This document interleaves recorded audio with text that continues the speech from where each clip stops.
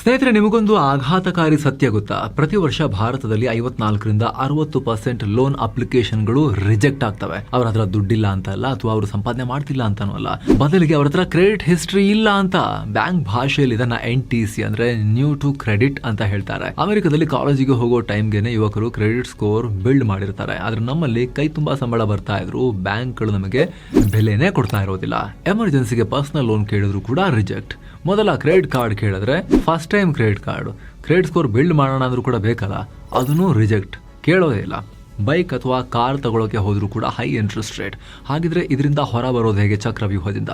ಯಾವುದೇ income proof ಇಲ್ಲದೆ ಮೊದಲ ಕ್ರೆಡಿಟ್ ಕಾರ್ಡನ್ನು ತಗೊಂಡು ಕೇವಲ 3ರಿಂದ 6 ತಿಂಗಳ ಅವಧಿಯಲ್ಲಿ 750+ ಸಿಬಿಲ್ ಸ್ಕೋರ್ ಬಿಲ್ಡ್ ಮಾಡೋದು ಹೇಗೆ? ಬನ್ನಿ ಕ್ವಿಕ್ ಆಗಿ ನೋಡ್ತಾ ಹೋಗೋಣ one by one. Credit card ಅಂದ್ರೆ ಏನು? ಸಾಲದ ಸುಳಿನ ಅಥವಾ ಫಿನಾನ್ಷಿಯಲ್ ಅಸ್ತ್ರನ? ಮೊದಲೊಂದು ಬೇಸಿಕ್ ಕ್ವಶನ್, ಕ್ರೆಡಿಟ್ ಕಾರ್ಡ್ ಅಂದ್ರೆ ಏನು? ಬರೀ ಸಾಲದ ಕಾರ್ಡ? ನಮ್ಮ ಕೈಯಲ್ಲಿ ಬೇಕಾಬಿಟ್ಟಿ ಖರ್ಚು ಮಾಡಿಸೋಕೆ ಬ್ಯಾಂಕ್ಗಳು ಹೆಣೆದಿರೋ ಟ್ರ್ಯಾಪ? ಸ್ನೇಹಿತರೆ, ಚಾಕು ಏನಕ್ಕೆ ಮಾಡಿರೋದು? ತರಕಾರಿನೂ ಕಟ್ ಮಾಡ್ಬೋದು, ಕೊಲೆನೂ ಮಾಡ್ಬೋದು. ಸೇಮ್ ಇಲ್ಲೂ ಹಾಗೆ. ಸರಿಯಾಗಿ ಬಳಸಿದ್ರೆ ಕ್ರೆಡಿಟ್ ಕಾರ್ಡ್ ಅನ್ನೋದು ಒಂದು powerful financial tool. Debit card ಅಂದ್ರೆ ನಿಮ್ಮ ಸ್ವಂತ ದುಡ್ಡು, ನಿಮ್ಮ ಅಕೌಂಟ್ ಖಾಲಿ ಆದ್ರೆ ಮುಗೀತು. ಆದರೆ ಕ್ರೆಡಿಟ್ ಕಾರ್ಡ್ ಅಂದ್ರೆ ಬ್ಯಾಂಕ್ನ ದುಡ್ಡು. ಬ್ಯಾಂಕ್ ನಿಮ್ಮ ಪ್ರೊಫೈಲ್ ನೋಡಿ ನಿಮಗೆ ಮೊದಲೊಂದು ಲಿಮಿಟ್ ಅಂತ ಫಿಕ್ಸ್ ಮಾಡಿ ಹಣ ಕೊಡುತ್ತೆ. ಆ ಹಣವನ್ನು ನೀವು ಬರೋಬ್ಬರಿ 45ರಿಂದ 50 ದಿನಗಳ ಕಾಲ ಯಾವುದೇ ಬಡ್ಡಿ ಇಲ್ಲದೆ 0% ಇಂಟ್ರೆಸ್ಟ್ ರೇಟ್ನಲ್ಲಿ ಯೂಸ್ ಮಾಡ್ಬೋದು. ಕೆಲವೊಂದ್ಸಲ 5-6 ತಿಂಗಳ EMIಗೂ ನೋ ಕಾಸ್ಟ್ EMIಗಳು ಕೂಡ ಬರ್ತವೆ. ಬಟ್ ನೀವು ಮಾಡಬೇಕಾಗಿರೋದಿಷ್ಟೇ, ತಿಂಗಳ ಕೊನೆಗೆ ಬಿಲ್ ಬಂದ ತಕ್ಷಣ ಡ್ಯೂ ಡೇಟ್ ಒಳಗಡೆ ಪೂರ್ತಿ ಬಿಲ್ಲನ್ನು ಪೇ ಮಾಡಬೇಕು, ಬಾಕಿ ಇಟ್ಕೋಬಾರ್ದು. ಟೈಮಿಗೆ ಕರೆಕ್ಟಾಗಿ ಬಿಲ್ ಕಟ್ಟಿದ್ರೆ ₹1 ಎಕ್ಸ್ಟ್ರಾ ಚಾರ್ಜ್ ಇಲ್ಲ. ಫ್ರೀಯಾಗಿ ಬೇರೆಯವ್ರ ದುಡ್ಡನ್ನು ಯೂಸ್ ಮಾಡಬಹುದು 1 ತಿಂಗಳು 1.5 ತಿಂಗಳ ಕಾಲ. ಮುಂದುವರಿದ ರಾಷ್ಟ್ರ ಅಮೆರಿಕದಲ್ಲಿ 191 ಮಿಲಿಯನ್ ಅಂದರೆ 75% ಅಲ್ಲಿನ ಯುವಜನತೆ ಹತ್ರ ಕ್ರೆಡಿಟ್ ಕಾರ್ಡ್ ಇದೆ. ಆದರೆ ಭಾರತದಲ್ಲಿ ರಿಸರ್ವ್ ಬ್ಯಾಂಕ್ ಇಂಡಿಯಾದ ಲೇಟೆಸ್ಟ್ ಡೇಟಾ ಪ್ರಕಾರ ಆಕ್ಟಿವ್ ಕ್ರೆಡಿಟ್ ಕಾರ್ಡ್ಗಳ ಸಂಖ್ಯೆ 10 ಕೋಟಿ. ಆದರೆ ಟೋಟಲ್ ಪಾಪ್ಯುಲೇಷನ್ನ 10% ಜನರ ಹತ್ರ ಕೂಡ ಕ್ರೆಡಿಟ್ ಕಾರ್ಡ್ ಇಲ್ಲ. ಸಿಬಿಲ್ ಸ್ಕೋರ್, ಬ್ಯಾಂಕ್ಗಳ ಪಾಲಿಗೆ ನೀವು VIP ಆಗಬೇಕಾ? ಹಾಗಿದ್ರೆ ಇದು ಬೇಕೇ ಬೇಕು. ಸ್ನೇಹಿತರಲ್ಲಿ ಯೋಚನೆ ಮಾಡ್ತಿರ್ಬೋದು, ಬ್ಯಾಂಕ್ನವರು ಕಾರ್ಡ್ ಬೇಕು ಅಂದ ತಕ್ಷಣ ಸಿಬಿಲ್ ಸ್ಕೋರ್ ಕೇಳ್ತಾರಲ್ರಿ, ಅದು ಇಲ್ವಲ್ರಿ ನಮ್ಮ ಹತ್ರ ಅಂತ ಯೋಚನೆ ಮಾಡ್ತಿರ್ಬೋದು. ಅದಕ್ಕೆ ಸೊಲ್ಯೂಷನ್ ಇದೆ. ಅದಕ್ಕಿಂತ ಮುಂಚೆ ಸಿಬಿಲ್ ಸ್ಕೋರ್ ಅಂದ್ರೆ ಏನು ಅಂತ ಕ್ಲಿಯರ್ ಆಗಿ ಅರ್ಥ ಮಾಡ್ಕೊಳ್ಳೋಣ. ಸಿಬಿಲ್ ಸ್ಕೋರ್ ಅನ್ನೋದು 300ರಿಂದ 900 ನಡುವೆ ಇರೋ ಒಂದು 3 ಡಿಜಿಟ್ ನಂಬರ್. 750 ದಾಟಿದ್ರೆ ನೀವು ಬ್ಯಾಂಕ್ಗಳ ಪಾಲಿಗೆ ಇವ್ರಿಗೆ ಸಾಲ ಕೊಡ್ಬೋದು, ಸೇಫ್ ಅಂತ. ನಿಮ್ಗೆ ಅವರೇ ಮುಂದೆ ಒಂದು ಕಮ್ಮಿ ಬಡ್ಡಿಗೆ ಲೋನ್ ಕೊಡೋಕೆ ಮುಂದಾಗ್ತಾರೆ. ಈ ಸ್ಕೋರನ್ನು ಹಾಗಾದರೆ ಹೇಗೆ ಕ್ಯಾಲ್ಕುಲೇಟ್ ಮಾಡಲಾಗುತ್ತೆ ಗೊತ್ತಾ? ಬರೋಬ್ಬರಿ 30% ನೀವು ಟೈಮ್ ಕರೆಕ್ಟಾಗಿ ಬಿಲ್ ಕಟ್ಟಿದ್ದೀರಾ ಇಲ್ವಾ ಅನ್ನೋದ್ರ ಮೇಲೇ ನಿಂತಿರುತ್ತೆ. ಇದು 25% ಕ್ರೆಡಿಟ್ ಯುಟಿಲೈಸೇಷನ್ ಮೇಲೆ ನಿರ್ಧಾರ ಆಗುತ್ತೆ. ಅಂದರೆ ಕೊಟ್ಟಿರೋ ಲಿಮಿಟಲ್ಲಿ ನೀವು ಎಷ್ಟು % ಯೂಸ್ ಮಾಡ್ತೀರಾ ಅಂತ. ಉಳಿದಿದ್ದು ನಿಮ್ಮ ಹಳೆ ಬ್ಯಾಂಕ್ ರಿಲೇಷನ್ಶಿಪ್ ಮತ್ತು ಎನ್ಕ್ವೈರಿಗಳ ಮೇಲೆ ಡಿಪೆಂಡ್ ಆಗಿರುತ್ತೆ.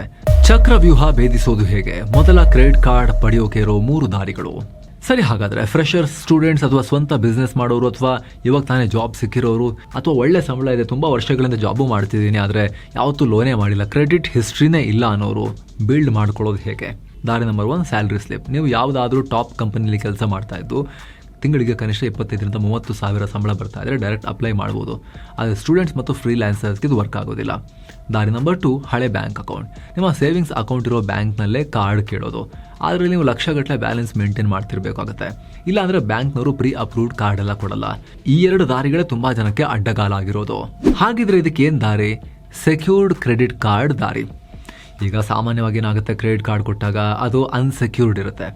ಆದರೆ ಸೆಕ್ಯೂರ್ಡ್ ಇದ್ದರೆ, ಅಂದರೆ FD ಬ್ಯಾಕ್ಡ್ ಕ್ರೆಡಿಟ್ ಕಾರ್ಡ್ ಇದ್ದರೆ, ಅವಾಗ ನಿಮಗೆ ಬ್ಯಾಂಕ್ಗಳು ಈಸಿಯಾಗಿ ಕ್ರೆಡಿಟ್ ಕಾರ್ಡ್ ಕೊಡ್ತಾರೆ. ನಿಮ್ಮ ಹತ್ರ ಇರೋ ಸಣ್ಣ ಅಮೌಂಟ್ನ ಫಿಕ್ಸೆಡ್ ಡೆಪಾಸಿಟ್ ಮೂಲಕ ಅದರ ಬೇಸಿಸ್ ಮೇಲೆ ಕ್ರೆಡಿಟ್ ಕಾರ್ಡ್ ಕೊಡ್ತಾರೆ. ಇಲ್ಲಿ ಇನ್ಕಮ್ ಪ್ರೂಫ್ ಬೇಡ, ಸಿಬಿಲ್ ಹಿಸ್ಟ್ರಿ ಬೇಡ, ರಿಜೆಕ್ಷನ್ ಚಾನ್ಸ್ ಇಲ್ಲ. ನಿಮಗೆ ಇನ್ಸ್ಟೆಂಟ್ 100% ಗ್ಯಾರಂಟಿಡ್ ಅಪ್ರೂವಲ್ ಸಿಗುತ್ತೆ ನಿಮ್ಮ ಕ್ರೆಡಿಟ್ ಕಾರ್ಡ್ಗೆ. ಜೊತೆಗೆ ನೀವು FD ಇಡ್ತೀರಲ್ವಾ, ಸಣ್ಣ ಅಮೌಂಟು ದೊಡ್ಡ ಅಮೌಂಟು ನಿಮ್ಮ ಸಾಮರ್ಥ್ಯಕ್ಕೆ ತಕ್ಕಂತೆ, ಅದು ಅದ್ರ ಪಾಡಿಗೆ ಅದು ಬಡ್ಡಿ ಪಡ್ಕೊಂಡು ಗ್ರೋ ಆಗ್ತಾ ಇರುತ್ತೆ ಬ್ಯಾಂಕ್ನಲ್ಲಿ. ಅದರಲ್ಲೂ ಕೂಡ ಈ ವಿಡಿಯೋದ ಪಾರ್ಟ್ನರ್ಸ್ ಆಗಿರೋ SBMZ ಕ್ರೆಡಿಟ್ ಕಾರ್ಡ್ನಲ್ಲಿ ನಿಮಗೆ ಜಸ್ಟ್ ₹2,000 ನೀವು FDಯನ್ನು ಇಟ್ಟು ಬ್ಯಾಂಕ್ನಲ್ಲಿ ಅದಕ್ಕೆ ತಕ್ಕಂತೆ ಕ್ರೆಡಿಟ್ ಕಾರ್ಡನ್ನು ಪಡ್ಕೊಳ್ತಾ ಹೋಗ್ಬೋದು. ಅಷ್ಟು ಮಾತ್ರ ಅಲ್ಲ ಸ್ನೇಹಿತರೆ, ಈ ಕ್ರೆಡಿಟ್ ಕಾರ್ಡ್ನಿಂದ ಸ್ವಿಗ್ಗಿ ಮತ್ತು ಝೊಮ್ಯಾಟೋದಲ್ಲಿ ನೀವು ಆರ್ಡರ್ ಮಾಡೋ ಟೈಮ್ನಲ್ಲಿ 20%ವರೆಗೂ ಡಿಸ್ಕೌಂಟನ್ನು ಪಡೆಯಬಹುದು. ಹಾಗೆ ಟಾಪ್ ಬ್ರ್ಯಾಂಡ್ಗಳ ವೋಚರ್ಗಳ ಮೇಲೆ ಬರೋಬ್ಬರಿ 15%ವರೆಗೂ ಕ್ಯಾಶ್ ಬ್ಯಾಕ್ ಕೂಡ ಸಿಗುತ್ತೆ. ಜಸ್ಟ್ ವಿಡಿಯೋ KYC ಮಾಡಿದ ತಕ್ಷಣ ವರ್ಚುವಲ್ ಕಾರ್ಡ್ ಫೋನ್ನಲ್ಲಿ ರೆಡಿ ಆಗುತ್ತೆ. ಫಿಸಿಕಲ್ ಕಾರ್ಡ್ ನೇರವಾಗಿ ಮನೆಗೆ ಬರುತ್ತೆ. ಮತ್ತೊಂದು ಗುಡ್ ನ್ಯೂಸ್ ಅಂದರೆ ಇದು ಲೈಫ್ ಟೈಮ್ ಫ್ರೀ ಕಾರ್ಡ್. ಯಾವುದೇ ಜಾಯ್ನಿಂಗ್ ಫೀಸ್ ಅಥವಾ ಆನ್ಯುವಲ್ ಫೀಸ್ ಇಲ್ಲ. ಡಿಸ್ಕ್ರಿಪ್ಷನ್ ಮತ್ತು ಪಿನ್ ಮಾಡಿರೋ ಕಾಮೆಂಟ್ನಲ್ಲಿ ನಾವು ಅವರ ಲಿಂಕನ್ನು ಕೊಟ್ಟಿರ್ತೀವಿ. ಕ್ಲಿಕ್ ಮಾಡೋ ಮೂಲಕ ನೀವು ಫ್ರೀಯಾಗಿ ಆ್ಯಪನ್ನು ಡೌನ್ಲೋಡ್ ಮಾಡಿಕೊಂಡು ಕೆಲವೇ ಕ್ಲಿಕ್ಸಲ್ಲಿ ಅಪ್ಲೈ ಮಾಡ್ಬೋದು. ಜಸ್ಟ್ ₹2,000 ಆರಂಭ ಆಗಿ 10,000, 20,000, 50,000, 1 lakh, what ever the amount ನೀವು ನಿಮ್ಮ ಸಾಮರ್ಥ್ಯಕ್ಕೆ ತಕ್ಕಂತೆ SBM ಬ್ಯಾಂಕ್ನಲ್ಲಿ ನೀವು ಅಲ್ಲಿ FD ಇಟ್ಟು ಅದ್ರ ಪಾಡಿಗೆ ಅದು ಇಂಟ್ರೆಸ್ಟ್ಗೆ ಗ್ರೋ ಆಗಕ್ಕೆ ಬಿಟ್ಟು ಅದಕ್ಕೆ ತಕ್ಕಂತೆ ಕ್ರೆಡಿಟ್ ಕಾರ್ಡ್ ಅನ್ನ ನೀವು ಇನ್ಸ್ಟೆಂಟ್ ಆಗಿ ಪಡಿಬಹುದು. ಕ್ರೆಡಿಟ್ ಕಾರ್ಡ್ ಅಪ್ರೂವಲ್ ನ ಗ್ಯಾರಂಟಿ 100% ಇದೆ ಅಂತ ಹೇಳಿ ಝೆಟ್ ಹೇಳ್ತಾ ಇದೆ. ಜೊತೆಗೆ ಇದು ರೂಪೇ ಕಾರ್ಡ್ ಆಗಿರೋದ್ರಿಂದ UPI ಗೂ ಅಟ್ಯಾಚ್ ಮಾಡಿಕೊಂಡು ಎಲ್ಲಾ ಕಡೆ ಪೇಮೆಂಟ್ಸ್ಗೂ ಕೂಡ ಇದನ್ನ ಯೂಸ್ ಮಾಡಬಹುದು. UPI ಪೇಮೆಂಟ್ಸ್ಗೂ ಕೂಡ. ಆಸಕ್ತರು ಡಿಸ್ಕ್ರಿಪ್ಷನ್ ಮತ್ತು ಪಿನ್ ಮಾಡಿರೋ ಕಾಮೆಂಟ್ ಅನ್ನ ಮಿಸ್ ಇಲ್ಲದೆ ಚೆಕ್ ಮಾಡಿ ಸ್ನೇಹಿತರೆ. ಬನ್ನಿ ಈಗ ವರದಿಯಲ್ಲಿ ಕಂಟಿನ್ಯೂ ಮಾಡೋಣ. ಕ್ರೆಡಿಟ್ ಕಾರ್ಡ್ ಬಳಸುವಾಗ 4 ಮಹಾ ತಪ್ಪು ಬೇಡ. ಸರಿ ಸ್ನೇಹಿತರೆ, ಆಯ್ತು ಬ್ಯಾಂಕ್ ಈಗ ಕ್ರೆಡಿಟ್ ಕಾರ್ಡ್ ಕೊಡ್ತು ಅಂತ ಖುಷಿಯಿಂದ ಬೇಕಾಬಿಟ್ಟಿ ಉಜ್ಜಿದ್ರೆ ಏನಾಗುತ್ತೆ ಗೊತ್ತಾ? ಬ್ಯಾಂಕ್ಗಳು ಆ ಮಿಸ್ಟೇಕ್ಗೋಸ್ಕರನೇ ಕಾಯೋದು. ನಮ್ಮ ಮಿಸ್ಟೇಕ್ ಅವರಿಗೆ ಇನ್ಕಮ್. ತಪ್ಪು number 1, minimum due trap. Bill ಬಂದಾಗ ಕೇವಲ 5% ಮಿನಿಮಮ್ ಡ್ಯೂ ಕಟ್ಟಿ ಸಾಕು ಅನ್ನೋ ಸಿಗ್ನಲ್ ಅಲ್ಲಿ ಕಾಣುತ್ತೆ, ಒಂದು ಮೆಸೇಜ್ ಕಾಣುತ್ತೆ.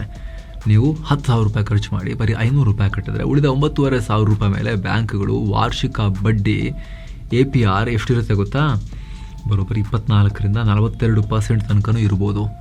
ಇದು ಶುದ್ಧ ಡೆಟ್ ಟ್ರ್ಯಾಪ್. ಯಾವಾಗಲೂ ಬಿಲ್ ಬಂದಾಗ ಫುಲ್ ಅಮೌಂಟ್ ಕಟ್ಟಿ ಕ್ಲಿಯರ್ ಮಾಡ್ಕೋಬೇಕು. ತಪ್ಪು ನಂಬರ್ 2, ಫುಲ್ ಲಿಮಿಟ್ ಖರ್ಚು ಮಾಡೋದು. ನಿಮ್ಮ ಕಾರ್ಡ್ ಲಿಮಿಟ್ 50,000 ರೂಪಾಯಿ ಇದೆ, ಅದರಲ್ಲಿ ಪೂರ್ತಿ 50,000 ರೂಪಾಯಿ ಖರ್ಚು ಮಾಡೋಕ್ಕಿಂತ ಒಂದು 20, 30, 40% ಒಳಗಡೆ ಇಟ್ಕೊಳ್ಳೋಕ್ಕೆ ಟ್ರೈ ಮಾಡಿದ್ರೆ ಒಳ್ಳೆಯದು. ಇಲ್ಲಾಂದರೆ ಕ್ರೆಡಿಟ್ ಲಿಮಿಟ್ ಇರೋದೆಲ್ಲವನ್ನ ಉಜ್ಜು ಖಾಲಿ ಮಾಡ್ತಾ ಇದ್ರೆ ಬ್ಯಾಂಕ್ನ ಆಲ್ಗೊರಿದಮ್, ಅದರ ಸಾಫ್ಟ್ವೇರ್ಸ್ ಓಕೆ ಈ ಮನುಷ್ಯ ಸಾಲಕ್ಕೋಸ್ಕರ ಹಾತೊರಿತಾ ಇದ್ದಾರೆ, ಸಾಲದ ಮೇಲೆ ಬದುಕ್ತಾ ಇದ್ದಾರೆ ಅನ್ನೋ ಒಂದು ಸಿಗ್ನಲ್ ಅನ್ನ ಪಡಿತವೆ. ಅದರಿಂದಲೂ ಕೂಡ ಕ್ರೆಡಿಟ್ ಸ್ಕೋರ್ ಮೇಲೆ ಇಂಪ್ಯಾಕ್ಟ್ ಆಗೋ ಚಾನ್ಸಸ್ ಇರುತ್ತೆ. ತಪ್ಪು ನಂಬರ್ 3, ಒಂದೇ ಸಮ ತುಂಬಾ ಕಾರ್ಡ್ಗೆ ಅಪ್ಲೈ ಮಾಡೋದು. ಒಂದು ಕಾರ್ಡ್ ಸಿಕ್ತು ಅಂತ ಆಸೆ ಪಟ್ಟು 3-4 ಬ್ಯಾಂಕ್ಗಳಲ್ಲಿ ಕಾರ್ಡ್ಗೆ ಅಪ್ಲೈ ಮಾಡೋಕೆ ಹೋಗಬಾರ್ದು. ನೀವು ಪ್ರತಿ ಬಾರಿ ಅಪ್ಲೈ ಮಾಡಿದಾಗಲೂ ಕೂಡ ಬ್ಯಾಂಕ್ ನಿಮ್ಮ ಸಿಬಿಲ್ ರಿಪೋರ್ಟ್ ಚೆಕ್ ಮಾಡುತ್ತೆ. ಇದನ್ನು ಹಾರ್ಡ್ ಎನ್ಕ್ವೈರಿ ಅಂತ ಕರೀತಾರೆ. ಒಂದು ತಿಂಗಳಲ್ಲಿ 3-4 ಹಾರ್ಡ್ ಎನ್ಕ್ವೈರಿ ಆದರೆ ನಿಮ್ಮ ಸ್ಕೋರ್ ದಿಢೀರಂತ 40-50 ಪಾಯಿಂಟ್ಸ್ ಕಿತ್ಕೊಂಡು ಹೋಗುತ್ತೆ. ತಪ್ಪು ನಂಬರ್ 4, ಸ್ಟೇಟ್ಮೆಂಟ್ ನೋಡದೆ ಬಿಲ್ ಕಟ್ಟೋದು. ಪ್ರತಿ ತಿಂಗಳು ಬಿಲ್ ಜನರೇಟ್ ಆದಾಗ ಸುಮ್ಮನೆ ಕಣ್ಮುಚ್ಕೊಂಡು ಪೇಮೆಂಟ್ ಮಾಡೋಕೆ ಹೋಗಬಾರ್ದು. ಸ್ಟೇಟ್ಮೆಂಟ್ ಓಪನ್ ಮಾಡಿ ಪ್ರತಿಯೊಂದು transaction line by line check ಮಾಡಬೇಕು. ಏನಾದರೂ ಹಿಡನ್ ಚಾರ್ಜಸ್ ಇದೆಯಾ, ನಮಗೆ ಗೊತ್ತಿಲ್ಲದೆ ಯಾವುದಾದ್ರೂ ಆ್ಯಪ್ ಸಬ್ಸ್ಕ್ರಿಪ್ಷನ್ ಆಟೋ ಡೆಬಿಟ್ ಆಗ್ತಾ ಇದೆಯಾ ಅಥವಾ ಫ್ರಾಡ್ ಟ್ರಾನ್ಸಾಕ್ಷನ್ ಆಗಿದೆಯಾ ಅಂತ ತಕ್ಷಣ ಕಂಡುಹಿಡಿಬಹುದು. RBI ರೂಲ್ಸ್ ಪ್ರಕಾರ 3 ದಿನದೊಳಗಡೆ ಫ್ರಾಡ್ ಕಂಪ್ಲೇಂಟ್ ಮಾಡಿದ್ರೆ ನಿಮ್ಮ 100% ಹಣ ಸೇಫ್ ಆಗಿರುತ್ತೆ. ನಿಮ್ಮ ಜವಾಬ್ದಾರಿ ಇರೋದಿಲ್ಲ ಅದಕ್ಕೆ ದುಡ್ಡಿಗೆ. ಸಿಬಿಲ್ ಸ್ಕೋರ್ ಮಾಸ್ಟರ್ ಪ್ಲಾನ್ 90 ದಿನದಲ್ಲಿ 0ದಿಂದ 750+ ಸ್ಕೋರ್. ಎಸ್ ಸ್ನೇಹಿತರೆ, ದಿನ ನಂಬರ್ 1, ಕ್ರೆಡಿಟ್ ಕಾರ್ಡ್ಗೆ ಅಪ್ಲೈ ಮಾಡಿದ್ರಿ, ನೀವು ಕ್ರೆಡಿಟ್ ಕಾರ್ಡ್ ಪಡ್ಕೊಂಡ್ರಿ ಅಂತ ಇಟ್ಕೊಳ್ಳಿ. ಅಂದರೆ 2,000 ರೂಪಾಯಿನೋ 5,000 ರೂಪಾಯಿನೋ ಒಂದು ವೇಳೆ ನೀವು FD ಬ್ಯಾಕ್ ಕ್ರೆಡಿಟ್ ಕಾರ್ಡ್ ತೊಗೊಳ್ತಾ ಇದ್ರೆ, ಈಗ ಉದಾಹರಣೆಗೆ ಝೆಟ್ ನಾವು ಅವಾಗ ಹೇಳಿದ್ವಿ, ಆ ಥರ ತೊಗೊಳ್ತಾ ಇದ್ರೆ ನೀವು ಅಪ್ಲೈ ಮಾಡಿದ್ರಿ ಅಂತ ಇಟ್ಕೊಳ್ಳೋಣ. 2,000, 5,000, 10,000 FD ಇಟ್ಟು ಬ್ಯಾಂಕಲ್ಲಿ ಅದು ಬಡ್ಡಿಗೆ ಬಿಟ್ಟು ಈ ಕಡೆಯಿಂದ ನೀವು ಕಾರ್ಡ್ಗೆ ಅಪ್ಲೈ ಮಾಡಿದ್ರಿ, ಕಾರ್ಡ್ ಸಿಕ್ತು ಅಂತ ಇಟ್ಕೊಳ್ಳೋಣ.